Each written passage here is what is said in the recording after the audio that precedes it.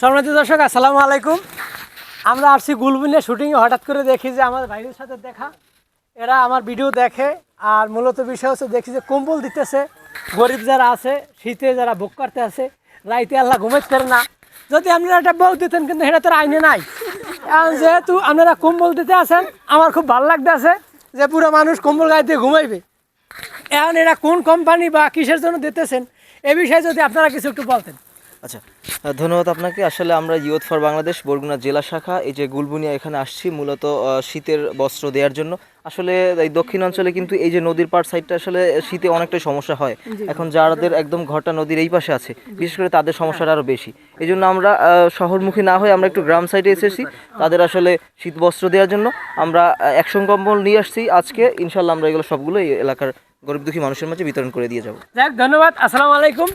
আমার খুব ভালো লাগতেছে, মানবিক কাজ এগুলো ভালো। আপনার কেমন লাগতেছে কম্বলটা পাই? ভালো লাগে। ভালো লাগে।